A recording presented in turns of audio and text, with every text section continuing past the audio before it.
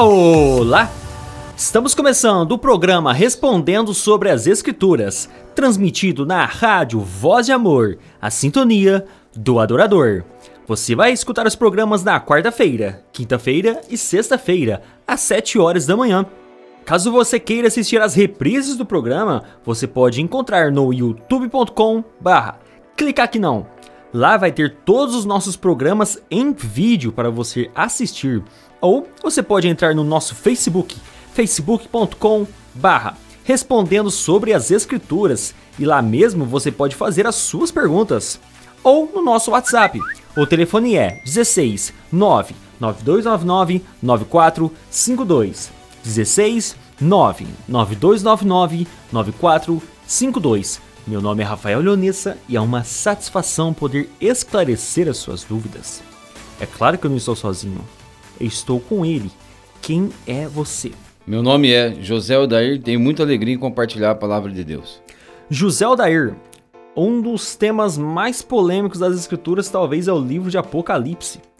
E temos aí diversas dúvidas, diversas perguntas sendo feitas, né, por aí, em vários canais, em vários sites, no Facebook, e pessoas que até perguntam pra gente sobre várias figuras em Apocalipse. Hoje nós trataremos aqui a seguinte pergunta. As 7 igrejas de Apocalipse, ela se trata de preterismo ou futurismo? Então, as 7 igrejas de Apocalipse, ela se trata de preterismo ou futurismo? Antes da resposta, vamos falar com Deus. Senhor Deus, nós damos graças por poder compartilhar a Tua palavra e pedimos que o Senhor abençoe enquanto vamos tratar deste assunto tão importante para que possamos fazer de maneira clara, de forma que todos venham entender. Em nome do Senhor Jesus nós oramos. Amém. Amém. Você está acompanhando agora o programa Respondendo sobre as Escrituras. Dúvidas não são mais desculpas para conhecer a palavra de Deus. Então, José Odair, a pergunta que nós vamos tratar hoje é a seguinte: as 7 igrejas de Apocalipse, ela é preterista ou futurista? Qual o ensino que nós podemos tirar ali daquela leitura que nós fazemos ali em Apocalipse? E o objetivo de esclarecer essas dúvidas, porque nós temos encontrado vários canais, principalmente no YouTube, né, Facebook, nas redes sociais. Nessas plataformas a gente vê, estão sendo disseminados várias heresias. Entre elas, há grupos que já saíram, pessoas que saíram de suas denominações e estão seguindo profetas, né, profetas presentes, né, entre aspas. E esses profetas têm afirmado que o Apocalipse já aconteceu todos aqueles eventos no ano 70. Para quem não sabe, no ano 70 foi a destruição do templo de Jerusalém, e toda a visão de Apocalipse ela está no passado, por isso que nós chamamos de preterismo. Mas não, as igrejas, né, os teólogos ensinam que o Apocalipse todo é uma visão futurista, ou seja, são os eventos da consumação dos séculos, os eventos finais e presentes também em nossos dias. Então por isso que é muito importante nós tratarmos dessa questão, José Odair. E aí, as 7 igrejas de Apocalipse é uma visão preterista ou futurista? Olha, é muito importante nós olharmos para o livro de Apocalipse e pensarmos que Deus tem uma mensagem, né, a nos dar este livro. Inclusive o livro começa dizendo revelação de Jesus Cristo, a qual Deus lhe deu para mostrar aos seus servos as coisas que brevemente devem acontecer. Então é uma mensagem que revela muitas verdades da parte do Senhor Jesus para os seus servos. Então eu acredito que está mencionando os servos de todos os tempos, também daqueles que viviam naquela época. Eles estavam enfrentando momentos difíceis, o mundo era governado por Roma e os cristãos estavam sofrendo imensamente, e o Apocalipse trazia uma mensagem para os cristãos daquela época, mas também o Apocalipse traz uma mensagem para os cristãos de nosso tempo, para os cristãos que vierem no futuro. E este livro ele traz então verdades e traz exortações e conforto e mensagens para todos os cristãos de todas as épocas, e principalmente ele está trazendo também os acontecimentos que vão se dar naquele que nós chamamos do dia do Senhor, os acontecimentos que vão anteceder a segunda vinda do Senhor Jesus. Ele fala da segunda volta do Senhor Jesus, o julgamento da grande Babilônia. Então, devemos olhar para Apocalipse desta forma. Existem ensinamentos para os cristãos de todas as épocas. Mas, para a gente tratar das igrejas, é necessário que nós façamos uma introdução, mesmo que não seja tão profunda, do livro de Apocalipse, que tem lições importantíssimas para nós. Uma curiosidade: nós sabemos que é muito bom ler a Bíblia. Nós pregamos para que todos os cristãos leiam, se aprofundem, conheçam, memorizem as Escrituras, né? E é uma bênção, qualquer livro que você lê da Bíblia, você será abençoado. Mas só existe um livro na Bíblia que traz expressamente uma promessa de bênção para aqueles que leem, para aqueles que guardam, para aqueles que praticam as coisas escritas neste livro. E é justamente o livro de Apocalipse. O capítulo 1, versículo 3 diz: bem-aventurado aquele que lê, e os que ouvem a palavra dessa profecia e guardam as coisas que nelas estão escritas, porque o tempo está próximo. Então veja, é o único livro que traz expressamente uma promessa de bênção para quem lê. E esse livro é negligenciado, né? E a ironia é que o livro começa com a palavra revelação. É algo que veio para mostrar, para tirar o véu da muitas pessoas. E este livro tem sido negligenciado por muitos cristãos que não o entendem, que não o leem, né? E com isso estão perdendo esta bênção prometida a todos que leem, ouvem e guardam as profecias aqui deste livro, né? Então, a introdução deste livro nos mostra o apóstolo João preso na ilha de Patmos, né? E segundo nós encontramos no versículo 9, João mesmo diz que o seguinte: eu, João, que também sou vosso irmão e companheiro na aflição, no reino, na paciência de Jesus Cristo, estava na ilha chamada Patmos. E qual o motivo pelo qual ele foi preso? Ele diz: por causa da palavra de Deus e pelo testemunho de Jesus Cristo. Então, o que levou João a ser banido para essa ilha de Patmos, uma ilha pequena, onde os romanos mandavam seus prisioneiros para que eles ali ficassem presos e ficasse como um castigo para eles ali, um castigo terrível. Eles ficavam ali condenados ao ostracismo, a não terem expectativas e nesta ilha de uma forma muito ruim, né? Eles estavam ali. Então, na época do imperador Domiciano, e João fala muito claro que o que o levou ali foi por causa do testemunho do Senhor Jesus Cristo, por causa da palavra de Deus, é que ele estava preso, né? Então, este foi o motivo pelo qual ele estava ali. Mas o livro é tão importante que a gente não pode pular algumas coisas. O Senhor Jesus faz a revelação aqui aos seus servos, né? E eu gostaria de olhar aqui alguns títulos que a pessoa do Senhor Jesus recebe aqui nessa introdução de Apocalipse. Quando João segue na sua narrativa, o versículo 4, ele fala: João, as 7 igrejas que estão na Ásia. As 7 igrejas que são o tema do nosso estudo, né? Graça e paz seja convosco, da parte daquele que é, que era e que há de vir, e dos 7 espíritos que estão diante do seu trono. Então ele manda mensagem às 7 igrejas que estavam na província da Ásia Menor, do Império Romano, que não é a Ásia, o continente asiático dos nossos dias, mas sim uma área ali que compreende a Turquia, que era a província da Ásia Menor no Império Romano. Então, o Apocalipse é escrito como uma revelação, cartas que são enviadas às 7 igrejas que estão na Ásia, né? E agora ele fala que esta mensagem é da parte dos 7 espíritos que estão diante do seu trono, né? Então é interessante porque ele fala, Rafael, 7 espíritos, sendo que Deus é Pai, Filho e Espírito Santo. Mas agora nós estamos vendo aqui João falar a respeito de 7 espíritos. O que seria isso, né?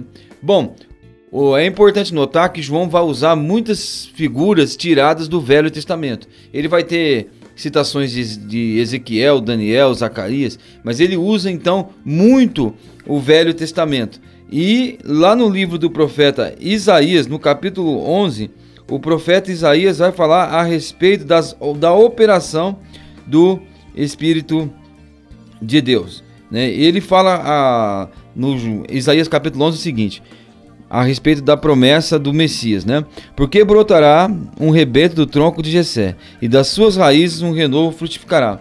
Versículo 2. E repousará sobre ele o Espírito do Senhor, o Espírito de sabedoria, o Espírito de entendimento, o Espírito de conselho, de fortaleza, o Espírito de conhecimento e do temor do Senhor. Então nós vemos aqui 7 operações do Espírito Santo. Eu creio que é isso que João tem, traz na sua mensagem.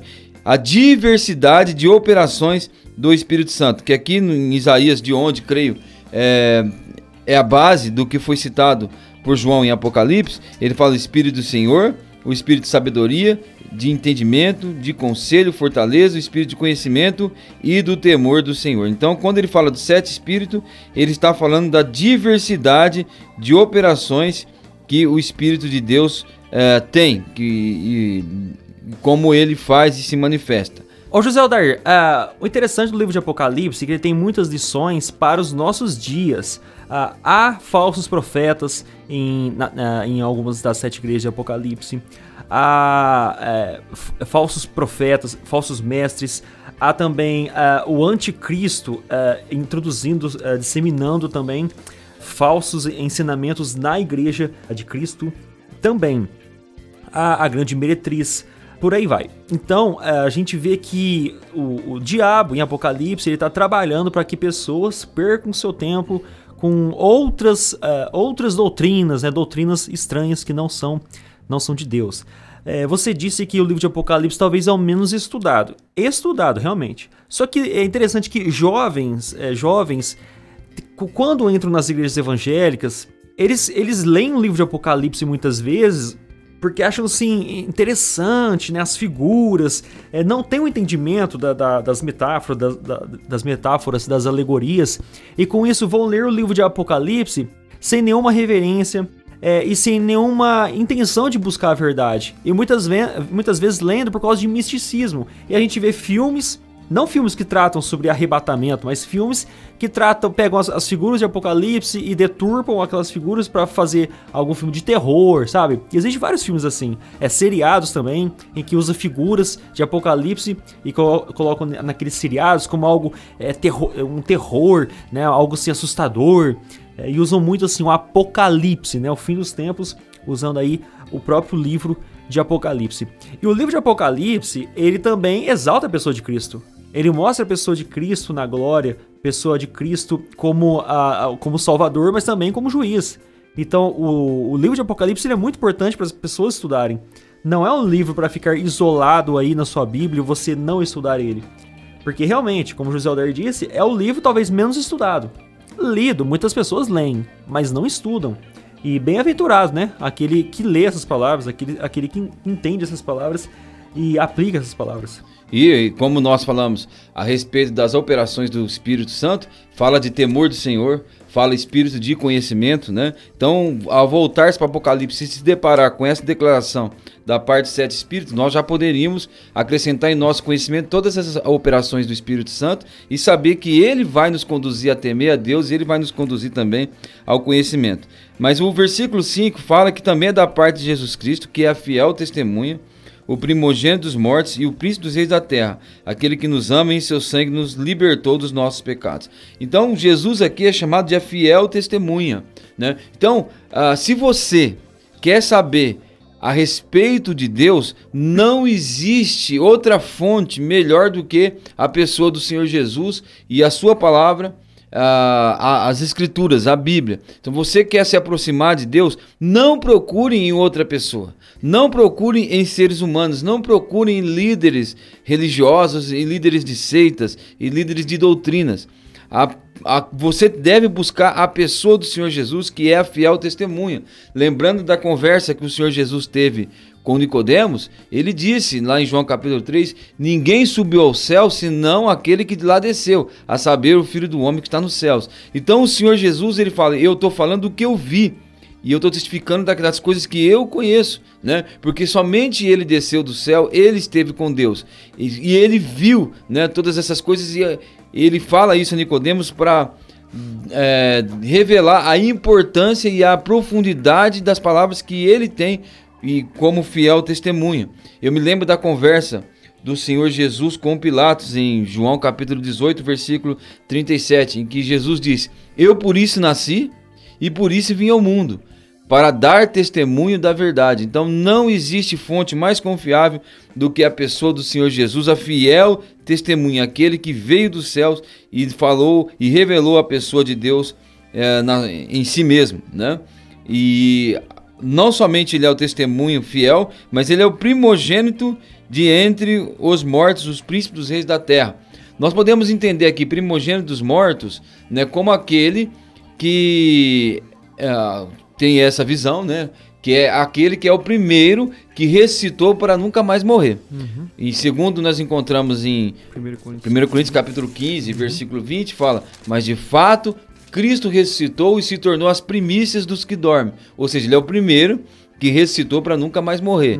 Outros ressuscitaram antes do Senhor Jesus, mas tornaram a morrer. Agora, aquele que ressuscitou para nunca mais morrer, Jesus é o primeiro, o primogênito de entre os mortos. Mas a maioria dos comentaristas acreditam que não é esse o sentido. Mas o sentido é que está baseado no direito de primogenitura, que o filho primogênito é aquele que iria herdar tudo o que o pai era, que teria autoridade e teria primazia sobre os demais filhos da família. Então Jesus, quando fala que ele é o primogênito dos mortos, mas também ele é aquele que manda e que comanda os vivos também. Então quando fala que ele é primogênito dos mortos, significa que os mortos estão sob a autoridade do Senhor Jesus, e que ele reina e que ele determina todas as coisas. E é ele que tem dado juízo àqueles que estão mortos espiritualmente e mortos também fisicamente, e também aquele que comanda e domina todas as coisas, os vivos e os mortos. Então, o primogênito dos mortos significa aquele que tem a autoridade, aquele que está acima de todos. E agora, o interessante é que ele é o rei dos reis da terra, ou príncipe dos reis da terra. Ele está acima de todo rei. Não existe soberania, não existe principado que esteja acima do Senhor Jesus. E para o judeu, quando ele lia isso, automaticamente ele se voltava para uma promessa messiânica que nós podemos encontrar nos Salmos, o Salmo número 89 e o versículo 27, que diz o seguinte: também o farei meu primogênito, o mais elevado dos reis da terra. Esta é uma promessa que diz respeito ao Messias, né? Quando Deus diz: também farei do meu primogênito, o Messias, mais elevado dos reis da terra. Então, quando o judeu lia isso aqui, automaticamente ele ia identificar o Senhor Jesus como o Messias, que estava cumprindo essa promessa como o Messias de Deus. Então ele está acima de todo rei. E lembramos que lá no livro de Daniel, quando Daniel fala a respeito do Deus que ele servia a Nabucodonosor, ele disse que o Deus que ele servia era o Rei dos Reis e o Senhor dos Senhores. E aqui o Senhor Jesus é chamado Rei dos Reis da terra, está acima de todos. Bom, tem um comentário interessante que diz que quando o Senhor Jesus foi tentado por Satanás, Satanás levou ele a um lugar muito elevado, onde ele via, né, todos os reinos da terra. E lá, naquela ocasião, Satanás disse ao Senhor Jesus que tudo isso lhe daria se prostrado o adorasse, né? E nós vemos que o Senhor Jesus recusou aquilo, né? Que não aceitou a oferta de Satanás, mas o Senhor Jesus se submeteu ao Pai. E agora, depois de ter feito a purificação dos nossos pecados, depois de ter cumprido todo o seu papel como Salvador, como Redentor aqui neste mundo, o Senhor Jesus voltou aos céus e ele está elevado acima de todo o trono, acima de toda a soberania, acima de todo o principado e acima de toda a potestade. O Senhor Jesus é aquele que reina, o Rei dos Reis da terra. Que mais? Aquele que nos amou, ou melhor dizendo, aquele que nos ama. A palavra está no presente, a cruz está no passado, mas o amor do Senhor Jesus continua o mesmo. Ele nos ama da mesma forma como ele nos amou ali na cruz do Calvário. Ele continua o mesmo e fala, em seu sangue nos libertou dos nossos pecados. Então nós estamos vendo aqui em Apocalipse que descreve muitas coisas muitos títulos do Senhor Jesus e também muitas coisas que Jesus fez por nós.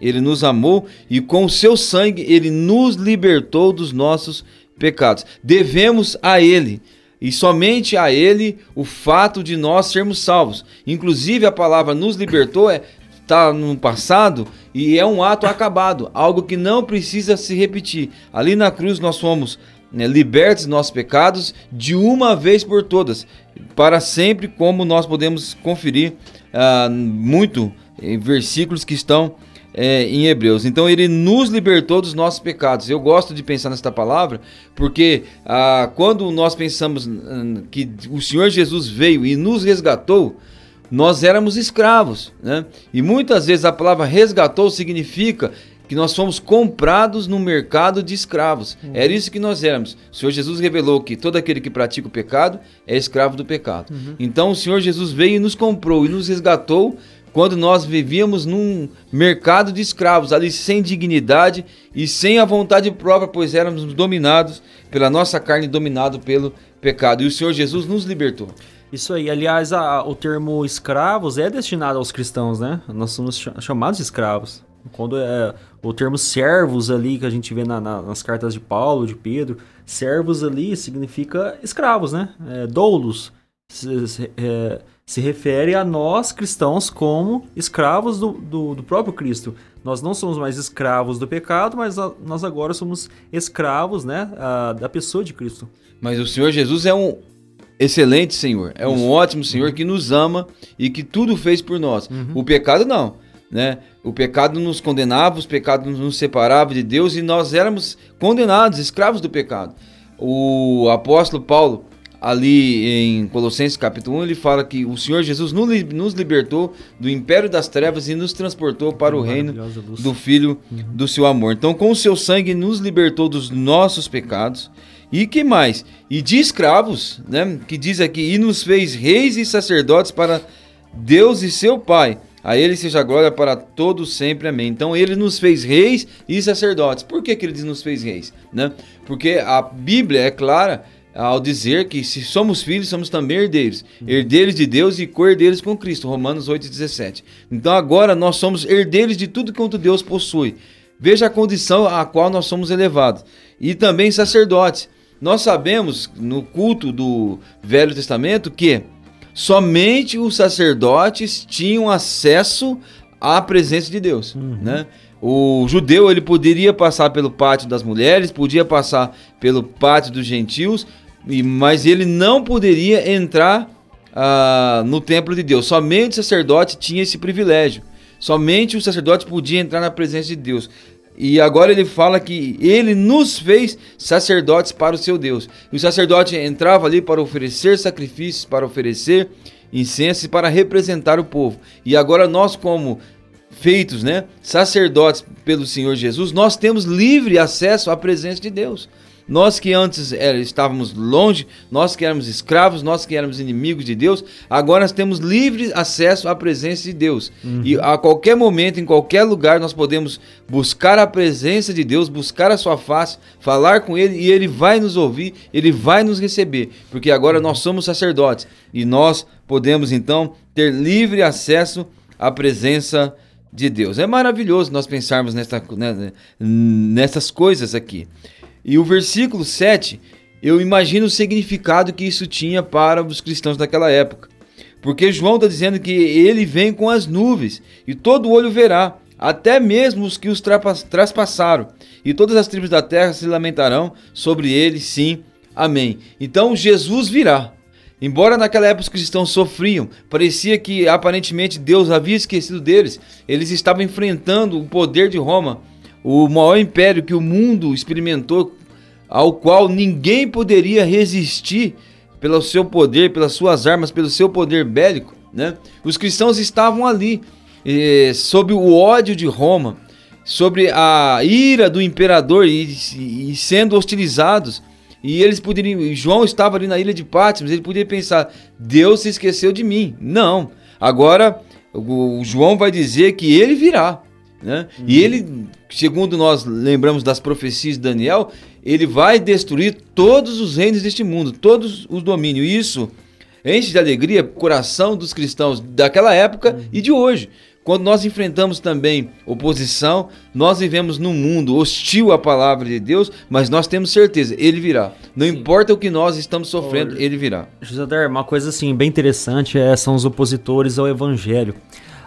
Principalmente ateus, eles vivem fazendo memes, né? Aqueles que participam de grupos nas redes sociais, eles fazem memes, que é aquelas figurinhas provocativas, né? Com teor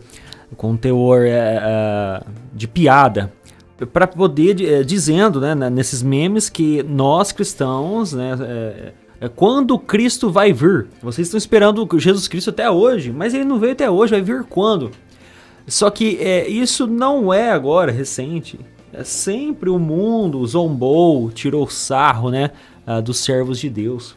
Agora você imagina Noé construindo aquela arca, nunca havia chovido na terra. Imagina aí quantos anos ele fazendo aquela arca, esperando um dilúvio. As pessoas nunca viram ali uma chuva. E Noé construindo ali uma arca, as pessoas zombando dele. Eles zombaram sim, zombaram até o dia que veio o dilúvio, porque Deus prometeu que iria vir o dilúvio, e veio o dilúvio, e aquelas pessoas morreram. Da mesma forma, hoje as pessoas zombando dos cristãos, dizendo que cadê esse Jesus que vocês estão esperando? Cadê? Esse Jesus que vocês estão aguardando? As pessoas estão zombando. Eles vão zombar sim, vão zombar até o dia em que Cristo vir. Porque quando chegar na consumação dos séculos, eles vão ser julgados.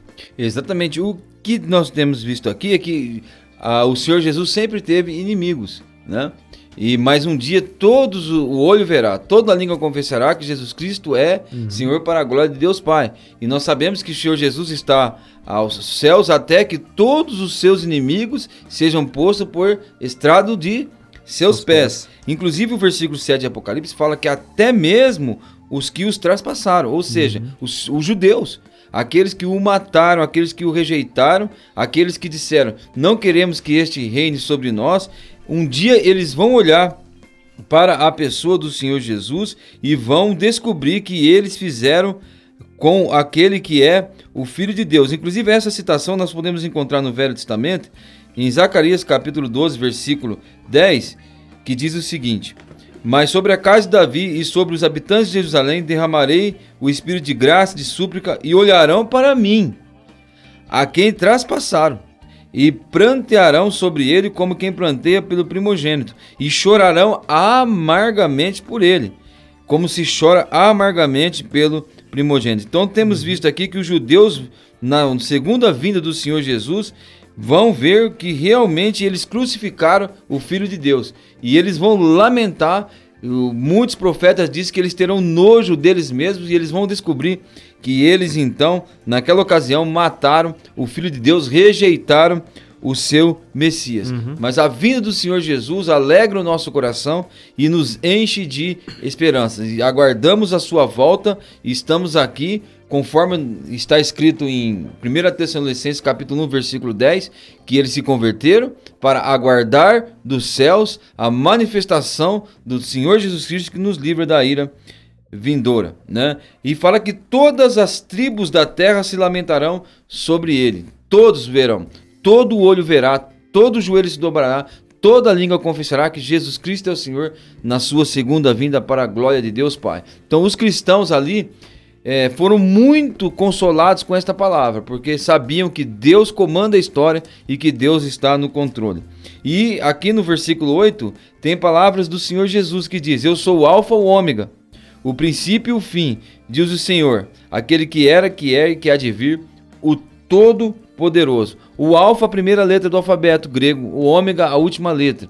Esta palavra de dizer, eu sou o princípio e o fim, eu sou o Alfa e o Ômega, mostra que ele comanda todas as coisas, o passado, o futuro, e que tudo está sob sua autoridade, tudo está sob o seu poder, nada escapa do Senhor, e ele realmente comanda todas as coisas. Ele é o primeiro e o último, ele é o Alfa e o Ômega. Aliás, isso também foi dito a respeito de Deus no Velho Testamento. E este versículo também é um dos versículos que comprovam a divindade do Senhor Jesus Cristo e a Trindade. Porque Jesus diz aquele que ele era, que é e que há de vir, o Todo-Poderoso, né? Ô, José Alder, então, você falando aí, eu pensando aqui, Essas pessoas que têm aquela visão preterista, que Cristo já veio nas nuvens, já houve a tribulação no ano 70, né, na destruição do Templo de Jerusalém, e todos aqueles eventos que aconteceram no ano 70, eles tentam jogar toda essa visão de Apocalipse para o ano 70, ou seja, pré-terismo, no passado. Não bate todas essas afirmações quando nós lemos as Escrituras, porque nós vamos ver ali vários eventos catastróficos, né? Eventos mundiais, onde todas as pessoas, os inimigos do Evangelho, futuramente deveriam sim adorar a Cristo, não no sentido de que tenha Ele como um Deus, como um rei, mas crer que Ele sim, Ele é o Messias, Ele é o Salvador, e eles negaram esse Messias. Então toda essa visão preterista, né, que os eventos aconteceram já no passado e não há necessidade de acontecer quase nada, né, no sentido aqui de Apocalipse, ela é uma visão deturpada, errônea, e ela é uma adaptação da Bíblia para poder responder àqueles opositores do Evangelho. Porque os opositores do Evangelho, né, principalmente os ateus, ou até aquele segmento de paganismo, né, de bruxaria e tudo mais, que eles tiram sarro dos cristãos porque estão guardando Cristo e Cristo não veio. Quando eles vão afirmar então que nós estamos aguardando Cristo e nós somos... colocam vários adjetivos no meio cristão. Realmente há essa promessa que ele vai vir, ele vai ser adorado, ele vai ser reverenciado, e os inimigos da cruz também vão reverenciar ele. E essa pessoa de Jesus Cristo em Apocalipse, José Aldair, pelo tudo que você leu, tudo que você falou, nós vemos claramente uma divindade desse Jesus Cristo. É uma divindade. E a mesma figura, e depois o José Aldair vai fazer a leitura e nós vamos ver isso aqui nesses textos, mas aquela pessoa, aquele senhor que aparece em Isaías 6, em um alto e sublime trono, nós vamos ver que ele é semelhante mesmo ao Jesus Cristo aí de Apocalipse. Exatamente, olha, eu estou aqui com o texto de Isaías capítulo 44, versículo 6, e vou ler, e nós vamos comparar com o que está escrito em Apocalipse. Aqui Deus está dizendo o seguinte, o Senhor Deus, em Isaías 44, 6. Assim diz o Senhor, o Rei de Israel, e seu Redentor, o Senhor dos Exércitos, eu sou o primeiro e o último, e fora de mim não há Deus. Então ele está afirmando aqui, eu sou o primeiro e o último, e fora de mim não há Deus. E quando nós vamos para Apocalipse capítulo 1, nós vamos ver as palavras do Senhor Jesus Cristo, né? Porque agora, falamos antes, João está na ilha de Patmos, e ele, naquela ilha de Patmos, aprisionado pelo Império Romano, privado da sua liberdade, no versículo 10 de Apocalipse capítulo 1, ele fala que ele foi arrebatado em espírito no dia do Senhor, e viu de trás de mim uma voz como de grande trombeta, como de uma trombeta, e essa voz dizia, eu sou o Alfa e o Ômega, a primeira letra do alfabeto grego e a última, né? O primeiro e o último. O que vês escreve num livro e envia 7 igrejas que estão na Ásia: Éfeso, Esmirna, Pérgamo, a Tiatira, Sardes, Filadélfia e Laodiceia. Então o Senhor Jesus dizendo que ele é o primeiro e o último, assim como nós vimos ali no livro de Isaías, Deus dizendo, eu sou o primeiro e o último. Então esses versículos vêm comprovar a divindade da pessoa do Senhor Jesus Cristo. E agora João disse que a visão que ele recebeu, que veio a ser o livro de Apocalipse, foi dada a ele quando ele foi arrebatado em espírito no dia do Senhor, né? Só rapidamente, alguns dizem que o dia do Senhor é que João teria sido arrebatado em espírito em um domingo. Outros dizem que João foi arrebatado em espírito no dia do Senhor, levado até o dia profético, né? O dia do Senhor. Mas não acredito que isso interfira muito na interpretação do livro de Apocalipse. Podemos então seguir. Alguma coisa a falar sobre isso, Rafael? Tem aqueles que vão afirmar que é o sábado, né? E não faz sentido nenhum. Nós vemos ali nos registros históricos, na era apostólica, ali nos primeiros... No primeiro século, o próprio Didaquê afirmando que o dia do Senhor é domingo. Há outros livros ali apócrifos, né, registros históricos afirmando que o dia do Senhor é o domingo. Então, a gente pode então cancelar o sábado como o tal dia do Senhor, aí, da forma como que eles dizem. E também tem a questão profética ali, né, principalmente no livro de Joel, onde fala de escuridade, dia de punição mesmo, dia de ira de Deus.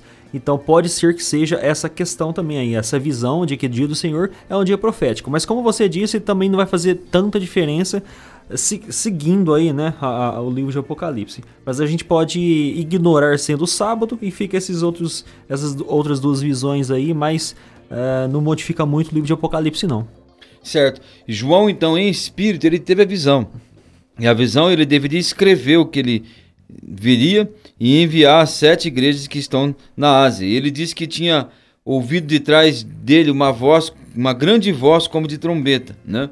Agora o versículo 12 diz que eu virei para ver a voz que falava comigo, e virando-me, vi 7 castiçais de ouro, e no meio dos 7 castiçais um semelhante ao Filho do Homem, vestido até os pés de uma roupa comprida e cingido pelos peitos com um cinto de ouro. Então, evidentemente, é uma visão da pessoa do Senhor Jesus agora glorificado, né? E João olha e vê ali 7 candeeiros, os 7 castiçais de ouro, e no meio dos 7 castiçais, ele vê um semelhante ao Filho do Homem, vestido até os pés de uma roupa comprida e cingido pelos peitos com um cinto de ouro. Esta roupa aqui era a roupa que os sacerdotes costumavam usar. Eles que cingiam com uma túnica dos pés à cabeça e que tinham um cinto aí nessa altura do corpo. E então nós temos visto aqui o Senhor Jesus como o nosso grande sumo sacerdote, né? E é isso que João vê ali, o grande sumo sacerdote. O Senhor Jesus Cristo desempenha essa função no sentido em que ele ofereceu o sacrifício pelos nossos pecados. E também lá no livro de Hebreus, no capítulo 7, quando compara o Senhor Jesus aos sacerdotes levíticos, ele fala que aqueles sacerdotes, eles foram feitos em grande número, foram sacerdotes em grande número porque pela morte eles eram impedidos de continuar o seu sacerdócio. Mas Jesus era aquele sacerdote que não morre nunca e que tem o seu sacerdócio perpétuo.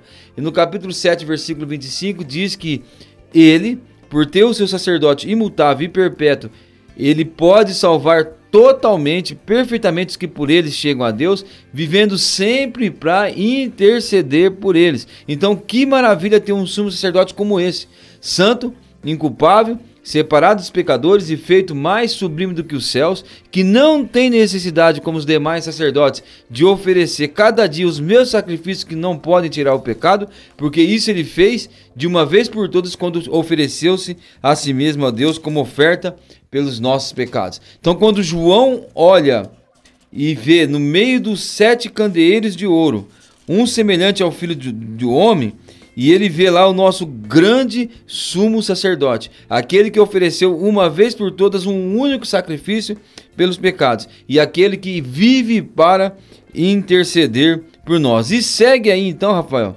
algumas descrições a respeito da pessoa do Senhor Jesus, muito interessante. Agora, José Adar, uma figura aqui interessante sobre a pessoa de Cristo. Nós estamos falando sobre a pessoa de Cristo. Olha como é que ele está descrito aqui no livro de Apocalipse. Vamos ver agora se isso aqui é literal ou se é uma forma com que João viu a pessoa de Cristo. Verso 14, Apocalipse 1. A sua cabeça e cabelos eram brancos como a alva lã, como neve, os olhos como chama de fogo. Os pés semelhante ao bronze polido, como que refinado numa fornalha. A voz como voz de muitas águas. Um paralelo ali ao livro de Daniel, fala que a voz ali parecia como o estrondo de muita gente. E no livro de Isaías, no capítulo 6, mostra ali essa pessoa aqui falando e tremendo as bases do limiar, mostrando aqui a potência, né, a força desse Senhor aqui. Então é uma forma de descrever esse Deus. E continua, os pés semelhantes ao bronze polido, como que refinado de uma fornalha, a voz como voz de muitas águas. Tinha na mão direita 7 estrelas e da boca saía-lhe uma afiada espada de 2 gumes. O seu rosto brilhava como o sol na sua força.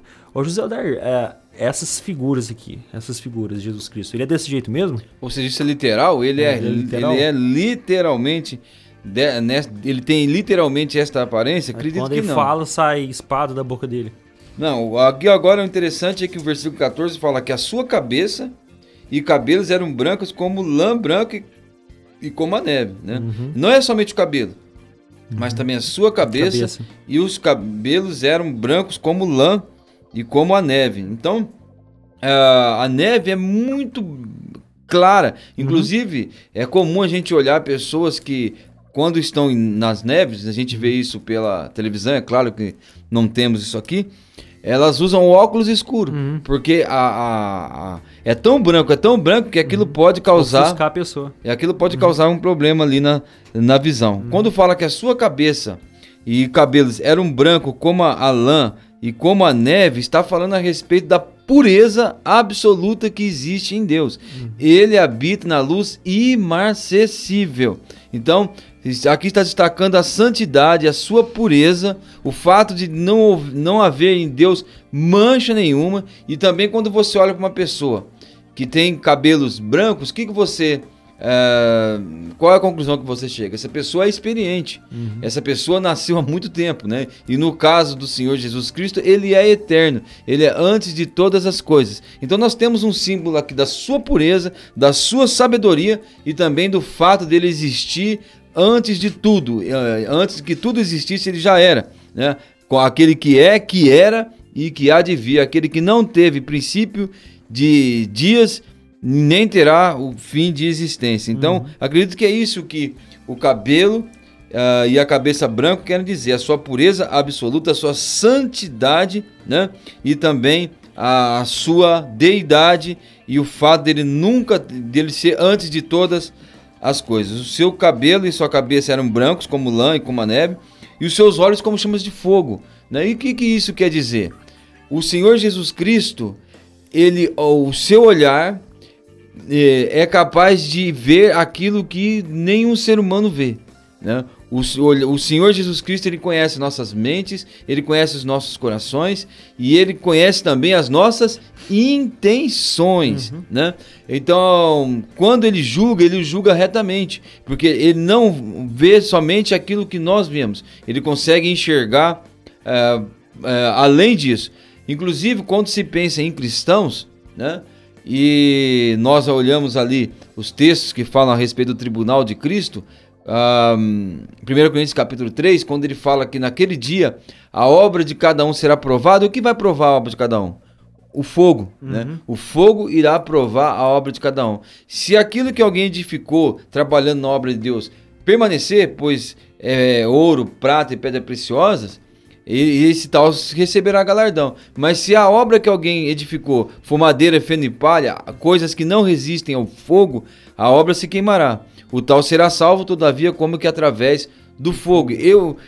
Quando eu combino essa declaração do capítulo 3 de 1 Coríntios com o que o apóstolo Paulo fala no capítulo 4, quando ele diz que ele mesmo não se julgava e não queria ser julgado por ninguém. E ele fala aos coríntios: nada julguei antes do tempo, até que venha o Senhor, que ele vai trazer as obras ocultas das trevas, mas também ele vai revelar os desígnios dos corações, ou seja, as intenções pela qual as pessoas fizeram e trabalharam na obra de Deus. Ou seja, você realmente trabalha na obra de Deus porque ama a palavra de Deus, porque ama os irmãos e porque quer a edificação da igreja? Ou você trabalha para aparecer porque quer os holofotes, porque você quer popularidade? Nós não temos condições de saber isso, mas o Senhor Jesus tem condições. Os seus olhos são como chamas de fogo e ele consegue ver aquilo que ninguém vê e consegue provar aquilo que ninguém consegue provar. E nada, exatamente nada, escapa do seu juízo, pois é um juízo perfeito. Bom, temos muitas coisas ainda a dizer a respeito desta visão do Senhor Jesus em Apocalipse, mas o nosso tempo acabou. Mas vamos continuar no próximo programa, esperamos vocês para o próximo programa. É isso aí, então terminamos mais um programa respondendo sobre as Escrituras. Se ainda ficou alguma dúvida, você ainda tem alguma sugestão a nos dar, você pode enviar então a sua pergunta ou a sua sugestão no facebook.com/respondendo sobre as Escrituras ou no nosso WhatsApp. O telefone é 16 99299 9452. 16 99299 9452. Então nos vemos nos próximos programas. Até lá!